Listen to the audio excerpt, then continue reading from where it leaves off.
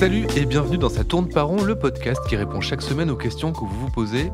Quelles que soient vos interrogations dans votre rapport aux autres, au monde ou à vous-même, vous les partagez avec nous et Mardi Noir, psychologue et psychanalyste, va tenter d'y répondre. Bonjour Mardi Noir. Bonjour Christophe.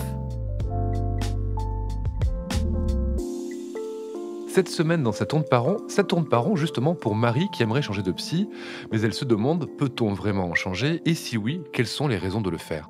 Eh bien, les raisons d'un changement sont évidemment multiples. Ça ne passe pas avec la personne qu'on voit, elle se permet des remarques idéologiques et désobligeantes sur votre façon de vivre, vous déménagez, votre psy part en retraite ou est mort brutalement sans vous prévenir, vous avez le goût du crash test et vous en essayez plein avant de choisir, cette dernière option étant sans doute le moyen de ne jamais pouvoir effectuer de choix, mais bref, tout est possible.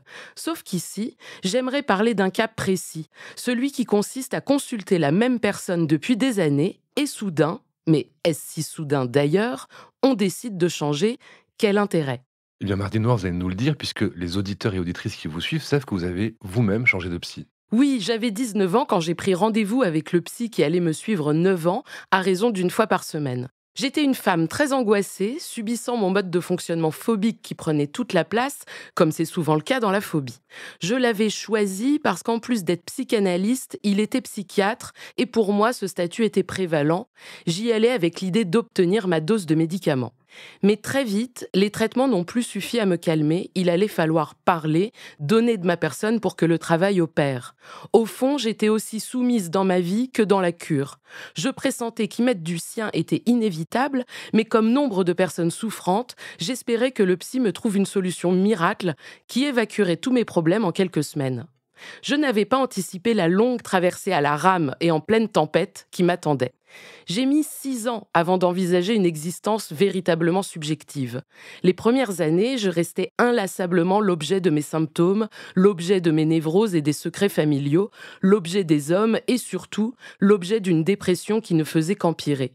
Il m'était impossible de formuler un souvenir et de le mettre en lien avec mon état actuel. Je n'étais sûre que d'une chose, j'étais à l'origine de mes paniques, ma phobie pointait des éléments intimes que je me refusais à reconnaître. Ouvrir les yeux fut intense et laborieux. Puis, j'ai eu suffisamment de courage pour me représenter mes conflits, notamment l'amour concomitant de la haine que j'avais pour ma mère et surtout la crainte qu'elle ne le découvre et me le fasse payer. Et petit à petit, la cure est devenue un long fleuve tranquille, alors que j'avais encore pas mal de choses à régler. Cette première tranche, comme on l'appelle dans le jargon psychanalytique, était finie. Mon psy incarnait ce moment d'urgence à consulter pour évacuer des symptômes hyper violents. Il a aussi joué un rôle majeur dans la découverte de mon origine familiale. Il était là pour le concret, et une fois ces secousses réelles apaisées, le temps était venu pour moi de les interroger avec une autre personne. Ah bah oui, mais changer d'air, c'est salutaire. Il faut regarder l'avenir, pas le passé. Mais tu vas pas changer de gueule un jour, toi, non? L'avenir, pas le passé, pas le passé, pas le passé, pas le passé. Tout avait l'air de bien se passer avec ce premier psy que vous aviez. Vous avez pourtant décidé de changer. Qu'est-ce que ça vous a apporté, ce changement de thérapeute? Eh bien, certains amis qui n'ont jamais vu de psy n'ont pas bien compris pourquoi je changeais. La remarque qui revenait le plus souvent, c'était « Mais tu vas devoir tout reprendre depuis le début, ça va pas être pénible de raconter de nouveau ton histoire ?» Alors que c'est précisément là que c'est devenu intéressant. Mon récit de vie n'était plus du tout présenté de la même façon, les éléments se rassemblaient, se synthétisaient, comme si les 9 dernières années devenaient une historiette connue tellement par cœur qu'on en maîtrise les ressorts tragicomiques. L'humour a fait partie intégrante de cette seconde traversée, même si le bateau a pris la flotte encore pas mal de fois. Ma nouvelle psy posait des questions différemment, rebondissait sur des souvenirs que je jugeais encore anodins. Ce n'était pas un autre regard sur la même histoire, l'histoire en elle-même avait évolué avec moi.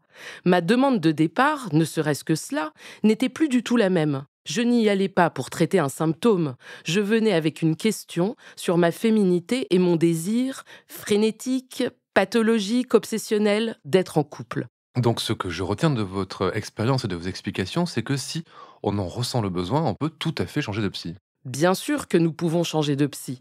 Cependant, je mettrai juste en garde sur cette attente démesurée qu'on exige de la cure et sur l'immédiateté de ses effets.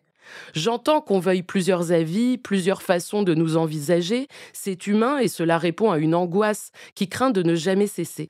Pourtant, cela risque de générer déception sur déception. Oui, il y a des psys mieux que d'autres, c'est certain. Mais cette quête s'avère absurde si vous n'êtes pas prêt à vous engager vis-à-vis de votre parole.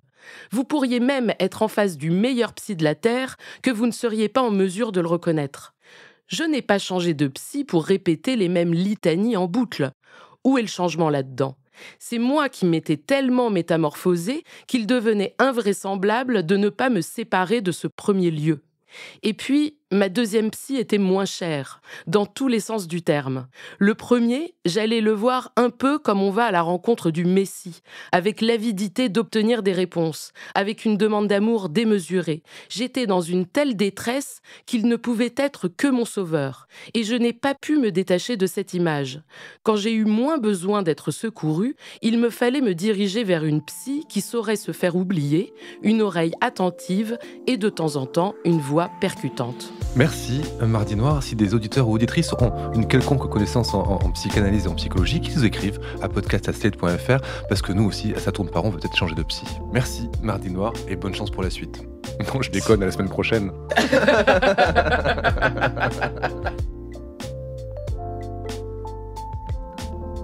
Ça tourne par rond est un podcast de Mardi Noir produit par Slate Podcast. Direction éditoriale Christophe Caron, production éditoriale Christophe Caron et Nina Pareja, prise de son Nina Pareja, montage et réalisation Aurélie Rodriguez. La musique est signée Sable Blanc.